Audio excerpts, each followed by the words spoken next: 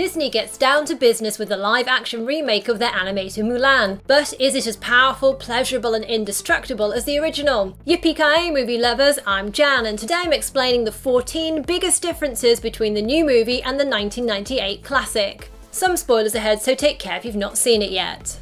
He may be a fan favourite, but that didn't save the much-loved Mushu from being cut from the new film. Dishonor! Dishonor on your whole family! Brilliantly voiced by Eddie Murphy, the travel-sized dragon with a larger-than-life personality brought a wealth of memorable moments and hilarious comic relief to the animated movie. I am the powerful, the pleasurable, the indestructible Mushu! However, his comedic tone didn't fit the style of the live-action film, which leans more towards epic martial arts war movie. And crucially, while many Western Disney fans love Mushu, according to producer Jason Reed, his silly shenanigans didn't play well to audiences in China, where dragons are important symbols of power, strength and good fortune, in contrast to Western mythology, where they've often been seen as dangerous and aggressive creatures to be defeated. The new Mulan does have a mythological sidekick of sorts though. This time her guardian is a phoenix, a silent character that guides her on her journey to duty, honour and being true to herself. In Chinese tradition, the phoenix is often regarded as a symbol of female power, and together with the dragon, the pair of mythological creatures sit on either side of the emperor. There are some beautiful shots of the phoenix appearing at crucial moments in Mulan's story, and although it is sad to lose the iconic character of Mushu, his replacement with the phoenix does better suit this more serious version of the tale.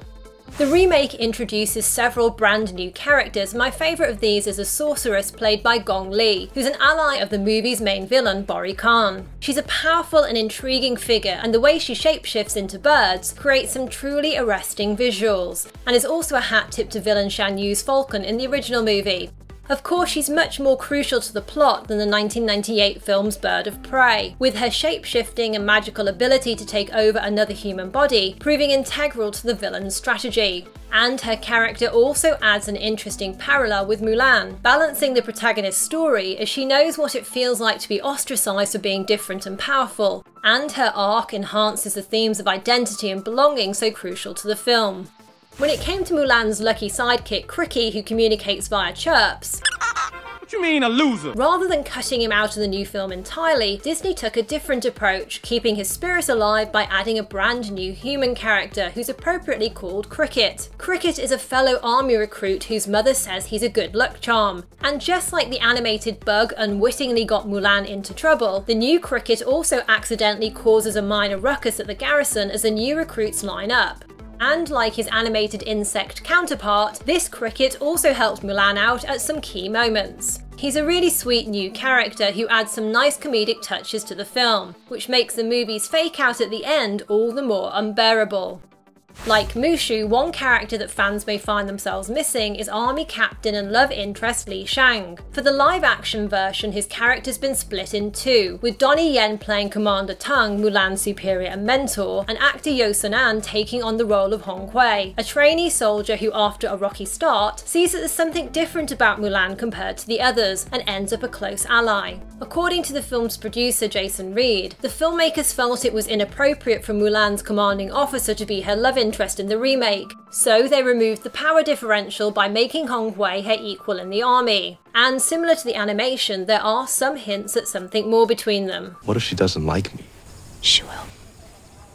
I mean, I think she will, you know. You never know with women. Interestingly, the film's hair and makeup designer has said they went for a young, clean-shaven look that was both feminine and masculine for Hong Hui, so that Mulan would fit in better when she joins up and pretends to be male, and also because his character has a fragility to him. When Reed was asked whether his character would be regarded as a potential LGBTQ icon in the way that Shang is, he said, "It'll play in the same way as it does in the animated film, as they use that as their model." Given the way the live-action movie ends though, it feels like the romantic connection between the two is downplayed compared to the original. Would you like to stay for dinner? Would you like to stay forever? Dinner would be great. The new film does stick to the main story beats of the 1998 one, but unlike some other Disney live-action adaptations, it isn't a shot-for-shot remake, so expect some well-known scenes to get the chop. For example, the animation's iconic scene of Mulan slicing off her long locks to disguise herself as a soldier doesn't make it into the live-action movie. For many Western audiences, cutting her hair short was an empowering moment, symbolising her leaving behind her old life and its rigid gender-based expectations. However, that moment rang false to audiences in China, as in their culture, male warriors wore their hair long. So the new film takes the animated scene and gives it a twist, creating its own new empowering moment for our heroine when she decides to let her hair loose and willingly reveal her true identity. This moment comes just after Mulan's one-to-one encounter with the sorceress, who accuses her of hiding who she really is. Your deceit weakens you.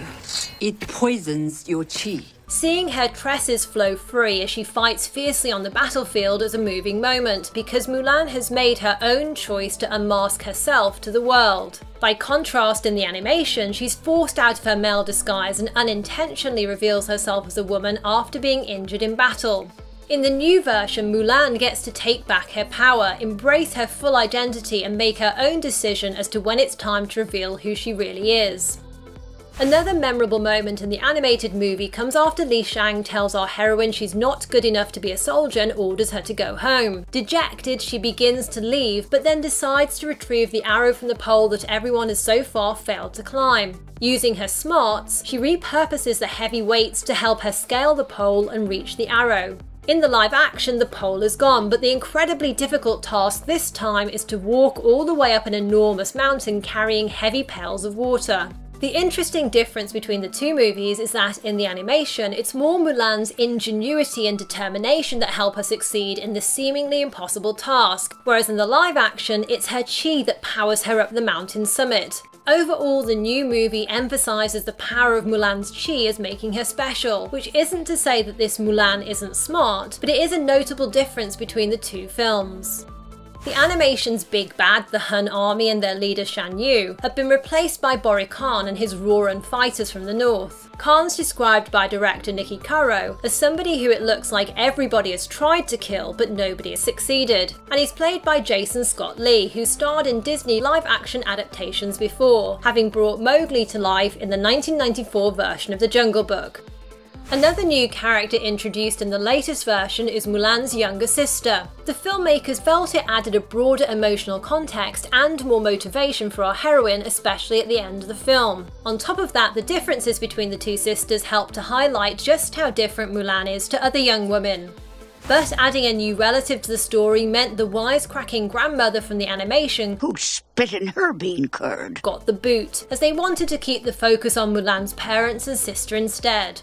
In a change from the animated movie where Mulan is already a young woman at the start, the remake opens with her as a child. This new way of introducing her gives us some backstory for her character, demonstrating her athleticism and agility and her strong connection to her chi from an early age. Mulan's striking difference to the other children in the village and the way the rest of her neighbours view her gives us an insight into how society treats women who don't fit its norms and the problems it creates for her parents. It is Mulan I worry about. They'll call her a witch. As producer Reed says, she has all these great qualities, but she doesn't do things the way a young girl's supposed to. And it isn't until she's dressed as a boy that people encourage those things in her.